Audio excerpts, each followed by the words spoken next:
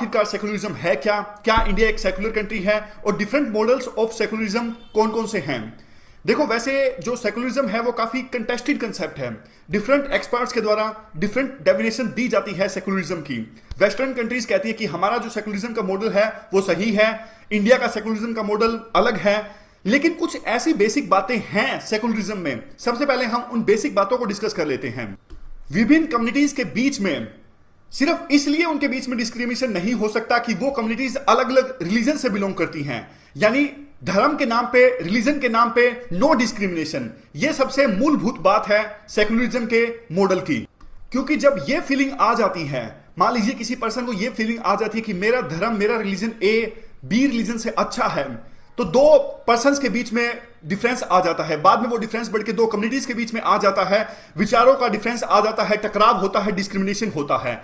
एक और इंपॉर्टेंट बात, सेकुलरिज्म की बात जब हम करते हैं तो इंटर रिलीजियस इक्वालिटी पे ही फोकस नहीं करते, यानी विभिन्न धर्मों के बीच में किसी बात को लेकर डिस्क्रिमिनेशन नहीं हो सकता, सभी धर्म इक्वल हैं। यह बात सेकुलरिज्म का मॉडल कहता है, बेसिक मूलभूत बात है सेकुलरिज्म की। लेकिन इसके साथ साथ इंट्रा रिलीजियस इक्वालिटी पे भी फोकस किया जाता है सेकुलरिज्म के मॉडल में। यानी देखिए, कई धर्म ऐसे हैं जिनके अंदर भी काफी सारे सेक्ट्स हैं, समझ गए, यानी धर्म के अंदर भी किसी प्रकार का डिस्क्रिमिनेशन नहीं होना चाहिए, जो भी सेक्स हैं किसी धर्म के अंदर में। तो इंटर रिलीजियस इक्वालिटी के साथ साथ में इंट्रा रिलीजियस इक्वालिटी भी, ये कुछ मूलभूत बातें हैं सेकुलरिज्म के मॉडल की।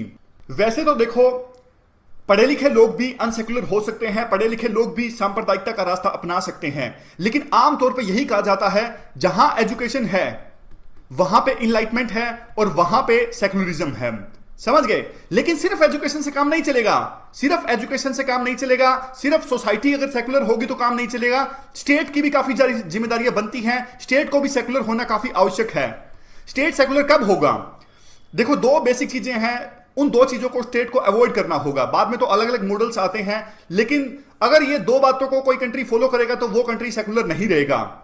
वो दो बातें मैं आपको बताता हूं। सबसे पहली कि कोई भी कंट्री जो है वो पॉलिटिकल लीडर्स के द्वारा गवर्न किया जाना चाहिए, रिलीजियस लीडर के द्वारा रूल नहीं होना चाहिए। पुराने समय में इनलाइटमेंट की वीडियो में हमने डिस्कस किया था कि जो चर्च था, चर्च इंटरफेयर कर रहा था पॉलिटिकल अफेयर्स में भी। अभी आप ईरान का एग्जांपल ले सकते हैं। ईरान में जो सुप्रीम लीडर है वहां पे अयतुल्ला खामेनी, वो अभी भी गवर्न कर रहे हैं वहां पे। यानी जो प्रेसिडेंट तो है ईरान में, लेकिन जो अहम मुद्दे हैं, काफी जो इंपॉर्टेंट इश्यूज हैं, वहां पे उन मुद्दों पे जो रिलीजियस लीडर हैं उनकी चलती है, यानी थियोक्रेसी है वहां पे। एक लेवल तक हम ये कह सकते हैं।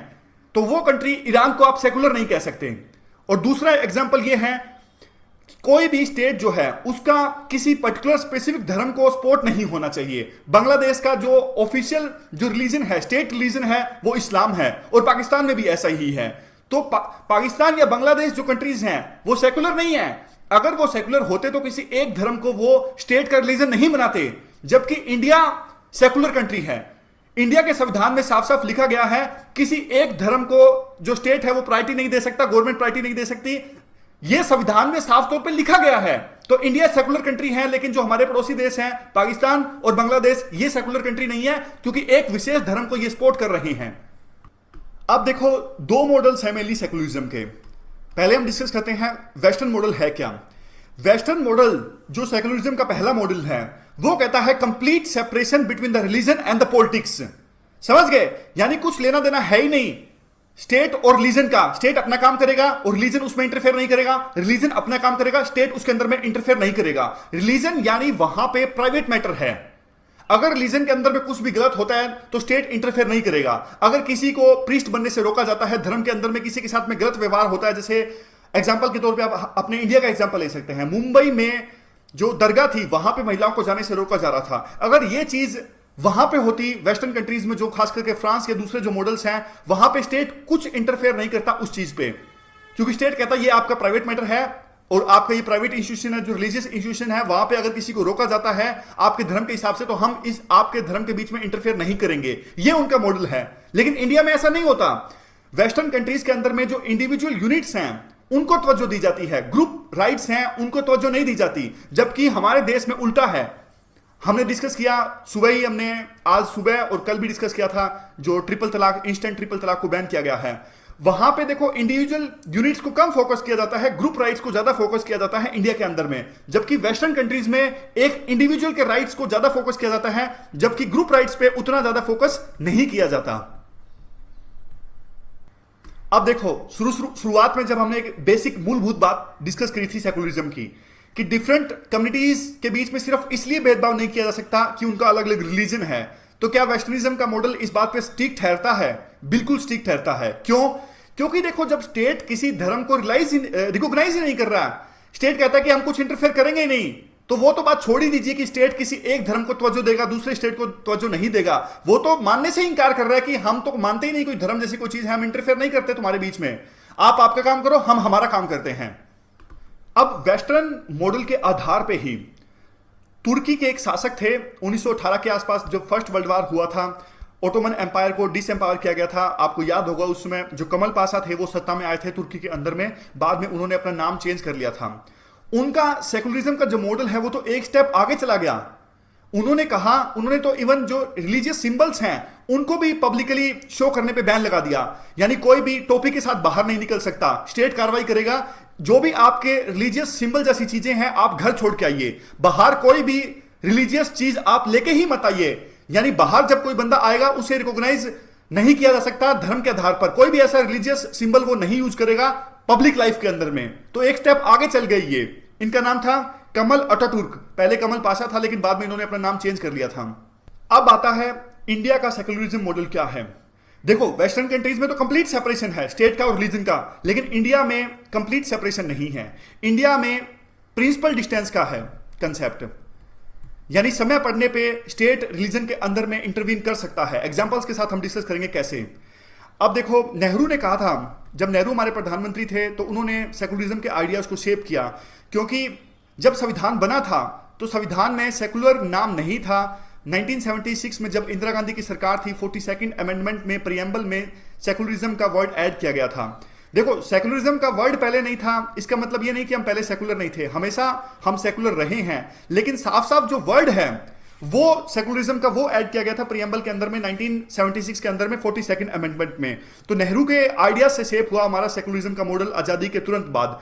उन्होंने कहा था equal protection by state to all religions, ये इंपॉर्टेंट बात है, नोट कर लीजिए, equal protection to all religions by state, क्योंकि ये बेसिक जो बातें हैं ना आंसर्स में लिखते हैं तो काफी अच्छा रहता है।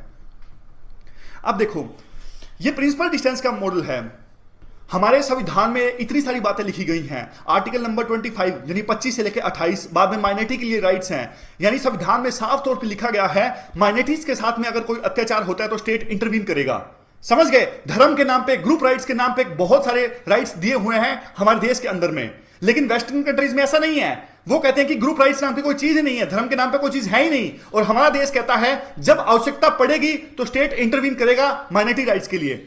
उसके अलावा इंट्रा रिलीजियस राइट्स हैं, उस पर भी काफी सारी बातें की गई हैं, यानी किसी पर्टिकुलर धर्म के अंदर में वुमेन्स के साथ में, दलित्स के नाम पे अगर किसी तरह का अत्याचार होता है तो स्टेट इंटरवीन करेगा। समझ गए? यानी स्टेट इंटरवीन कर सकता है, वैसे प्रिंसिपल डिस्टेंस रहेगा, लेकिन समय पड़ने पे अगर कोई अत्याचार होता है किसी रिलीजन के अंदर में या फिर विभिन्न रिलीजन्स के बीच में तो स्टेट इंटरवीन कर सकता है। हमारे देश के मॉडल में स्टेट स्पॉन्सर्ड सोशल रिफॉर्म्स की बात की गई है। जैसे देखो हिंदुइज्म में अनटचेबिलिटी का जो इश्यू था पहले काफी गंभीर था, तो इसी के लिए संविधान के अंदर में आर्टिकल 17 ऐड किया गया है। समझ गए? तो स्टेट फैसिलिटेटर का काम करेगा ताकि स्टेट स्पॉन्सर्ड रिलीजियस रिफॉर्म्स लाई जा सके, सोशल रिफॉर्म्स लाई जा सके। एक बात यहां पे ध्यान दीजिएगा जो मैं बार बार बोल रहा हूं, कंप्लीट सेपरेशन नहीं है इंडिया के अंदर में, इंटरवेंशनिस्ट अप्रोच है, यानी डिफरेंट रिलीजन्स के साथ में स्टेट एंगेज कर सकता है रिलीजियस टायरनी को रोकने के लिए। अभी हम कुछ ग्रुप राइट्स की बात कर लेते हैं जिनका प्रोविजन संविधान में दिया हुआ है। इंडिया एक सेकुलर कंट्री है, इसमें कोई डाउट नहीं है, प्रियम्बल में साफ तौर पे लिखा गया है।